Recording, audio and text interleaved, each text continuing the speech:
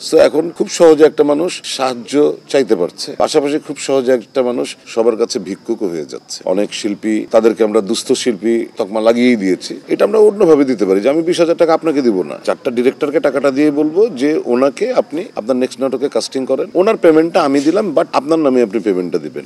এটা হিডেন থাকবে। তাতে কি হবে, সে ভিক্ষুক ভাববে না নিজেকে, সে ভাববে যে সে কাজ করে পেয়েছে, এবং যেহেতু একটা কাজ সে করেছে, স্ক্রিনে যাওয়ার পরে কিন্তু তার আরো 2টা কাজের রাস্তা খুলবে। এই যে আমি কিন্তু 4 মাস কিন্তু আমার কাছে টাকা ছিল না, কিন্তু 4র্থ মাসে গিয়ে আমি 8 মাসের খরচ একসাথে আমার হাতে চলে আসলো, এত টাকা। তখন কি হয় জানেন, তখন দেদারসে টাকা উড়ানো শুরু হয়। আমি তো অভ্যস্ত হচ্ছি প্রতি মাসে এই পরিমাণ টাকা উড়ানোর জন্য বা খরচ করার জন্য, কিন্তু সেই জায়গায় আমার 8 গুণ বেশি টাকা চলে আসছে। আমি তো খুশির চোটেই প্রথমে আমি কিছু টাকা অপচয় করে ফেলছি। তারপরে ব্যাকলগ 4 মাস সেই করতে করতে দেখা গেল যে 8 মাসের টাকাটা আমি হাতে পেয়েছি, সেটা দিয়ে হয়তো আমার অ্যাটলিস্ট 6 মাস চলার কথা ছিল, কিন্তু আমি আসলে 2 মাস চলে কিন্তু আবার নাই, আবার ওইভাবে ঘুরতেছি। তো ফ্রিল্যান্সারদের লাইফটা হচ্ছে এরকম, তাদের সেভিংস খুব কম থাকে। আর ওই সময় তো আপনারা যাদের কথা শুনছেন যে সাহায্য প্রার্থী, তাদের যখন স্বর্ণালী দিন ছিল, তখন তো আসলে ইনভেস্টমেন্টের জায়গাগুলো খুব কম ছিল। দেখেন তখন কি ছিল, মানুষের জীবন অনেক সিম্পল ছিল, ব্যবসায়িক চিন্তাটাও অতটা ছিল না। এখন আপনি দেখছেন যে এরা বেশিরভাগ ক্ষেত্রেই অসচ্ছল, এই কারণেই যে ওরা সীমাহীন টাকা আয় করছে, টাকা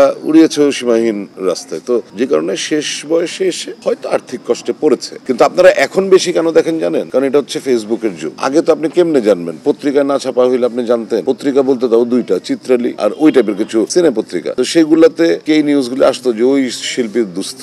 এখন যেহেতু ইন্টারনেটের যুগ, অনলাইনের যুগ, এখন চোখের পলকে কোটি কোটি বাংলাদেশের সারা বিশ্বের বাঙালিরা জেনে যাচ্ছে। তো এখন খুব সহজে একটা মানুষ সাহায্য চাইতে পারছে, পাশাপাশি খুব সহজে একটা মানুষ সবার কাছে ভিক্ষুক হয়ে যাচ্ছে। এই যে চাওয়ার প্রবণতা, এটা আসলে যে বিপদে পড়ছে শুধু তার একার জন্য হচ্ছে না, এটা আসলে আমরা যারা সাহায্য করে থাকি, আমরা নিজেদেরকে আসলে দাতা হাতেমতাই হিসেবে সমাজে প্রতিষ্ঠিত করতে চাই। এই জন্য আমাদের সাহায্যটা খুব মোটা দাগে হয়। অনেকটা সংগঠন শিল্পীদেরকে সহায়তা করে, অনেক শিল্পী, তাদেরকে আমরা দুস্থ শিল্পী তকমা লাগিয়েই দিয়েছি যে দুস্থ শিল্পীদের আমরা বাজার করে দিই, আমরা একটা সার্টেন অ্যামাউন্ট টাকা দিই, কিন্তু আমরা গোপন রাখি। এটা খুব ভালো। আমার কথা হচ্ছে যে এত বড় কাজটা এত ছোট ভাবে করার দরকার। অর্থাৎ আমি যখন আপনাকে সাহায্য দিব, মাসে আমি আপনাকে বাজার করে দিলাম, ধরেন 20,000 টাকার বাজার করে দিলাম, আপনি জানলেন যে আমি আপনাকে বাজার করে দিলাম, তাতে আপনার কি লাভ হইলো? আপনি কিন্তু দিনে দিনে ভিক্ষুক হয়ে যাচ্ছেন আমার কাছে, এবং একটা পর্যায়ে আপনি নিজেকে ভিক্ষুকই ভাববেন, আমার কাছে অন্তত। আমি অনেকবার আশা করেছিলাম, বলেছিলাম যে এটা আমরা অন্যভাবে দিতে পারি যে আমি 20,000 টাকা আপনাকে দিব না, 4টা ডিরেক্টরকে টাকাটা দিয়ে বলবো যে ওনাকে আপনি আপনার নেক্সট নাটকে কাস্টিং করেন, ওনার পেমেন্টটা আমি দিলাম, বাট আপনার নামে আপনি পেমেন্টটা দিবেন।